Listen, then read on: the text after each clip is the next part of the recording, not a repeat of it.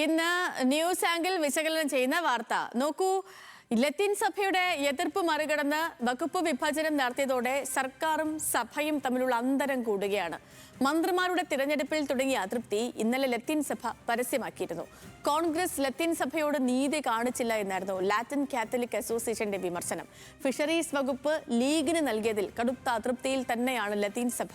സംഭവത്തിന് പിന്നാലെ കോൺഗ്രസും ലത്തീൻ സഭയും വിരുദ്ധ ധ്രുവങ്ങളിലേക്കായോ? ലത്തീൻ സഭയുടെ അടുത്ത നീക്കം എന്തെന്നാണ് ന്യൂസ് ആംഗിൾ പരിശോധിക്കുന്നത്. സൈഫുനിസ നമുക്കൊപ്പം തത്സമയമുണ്ട്. സൈഫുനിസ,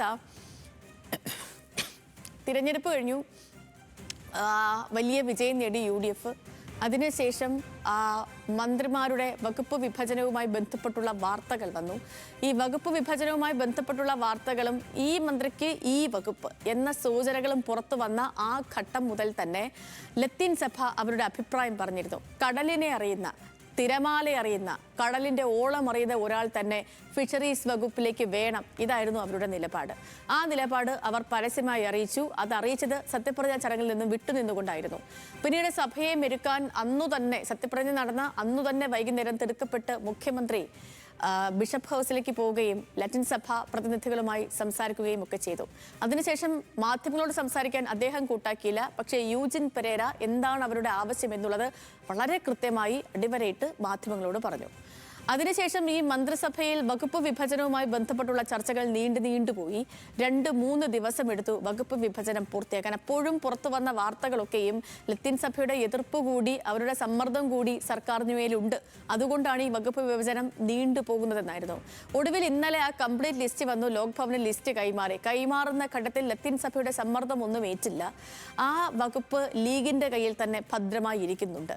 ഇതിന് പിന്നാലെ വീണ്ടും നമ്മൾ ഈ പറയുന്ന പോലെ ലത്തീൻ സഭ അവരുടെ എതിർപ്പ് അത് കൂടുതൽ ശക്തമാക്കുന്നു, കൂടുതൽ പരസ്യമാക്കുന്നു. ഇത്രയുമാണ് അതിൻ്റെ ഒരു പശ്ചാത്തലം. ഇനി എന്തെന്നുള്ളതാണ് ചോദ്യം. സൈഫുനിസ, ലത്തീൻ സഭയും സർക്കാരും തമ്മിലുള്ള അന്തരം ഇങ്ങനെ കൂടുതലാണോ? മാത്രമല്ല, യൂജിൻ പെരേരയൊക്കെ കഴിഞ്ഞ ദിവസം പറഞ്ഞൊരു കാര്യമുണ്ട്. എല്ലാ കാലവും ലത്തീൻ സഭയുടെ വോട്ട് ബാങ്ക് ഈ രീതിയിൽ നിൽക്കില്ല, തീരദേശ വോട്ട് ബാങ്ക് ഈ രീതിയിൽ നിൽക്കില്ല എന്നുള്ളത് എല്ലാവരും ഓർത്താൽ നന്ന് എന്ന്.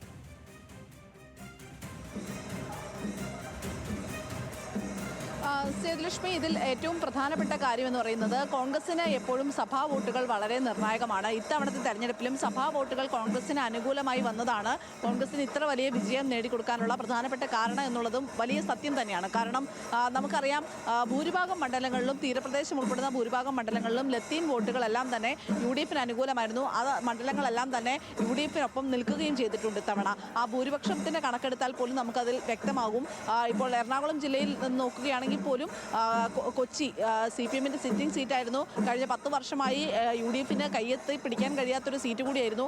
അവിടെ മുഹമ്മദ് ഷിയാസിനെ മത്സരിപ്പിച്ചിട്ട് പോലും ലത്തീൻ സഭയുടെ വോട്ടുകളെല്ലാം തന്നെ അനുകൂലമായി വരികയും മുഹമ്മദ് ഷിയാസിന് അവിടെ ജയിക്കാൻ കഴിയുകയും ചെയ്തു. അതുപോലെ തന്നെ ടോണി ചമ്മണി വൈപ്പിനിൽ നിന്ന് CPMന്റെ സിറ്റിംഗ് സീറ്റായിരുന്നു. അവിടെ നിന്ന് ടോണി ചമ്മണി ജയിച്ചു.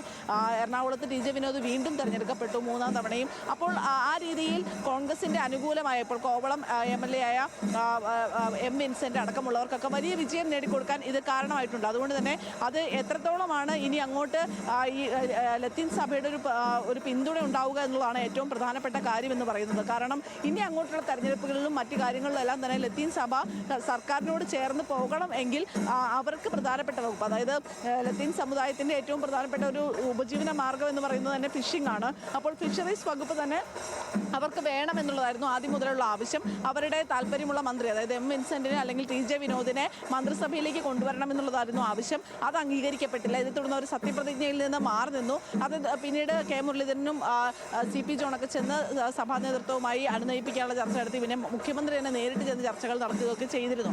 അപ്പോഴും വകുപ്പ് വിഭജനത്തിൽ ഒരു ഷിബു ബേബി ജോണിന് ഈ ഫിഷറീസ് വകുപ്പ് കൊടുക്കണം എന്ന രീതിയിൽ പോലും മുഖ്യമന്ത്രിയോട് നേരിട്ട് തന്നെ ലത്തീൻ സഭ ഈ വിഷയം അവതരിപ്പിക്കുകയും ചെയ്തതാണ്. പക്ഷേ പിന്നീട് വീണ്ടും നടന്ന ചർച്ചകൾക്കൊടുവിൽ ഫിഷറീസ് വകുപ്പ് വിട്ടു നൽകാൻ തയ്യാറല്ല എന്ന് ലീഗ് അറിയിക്കുകയും അതിന് അവസാനം കോൺഗ്രസ് വഴങ്ങേണ്ടി വരുന്ന ഒരു സാഹചര്യമാണുള്ളത്.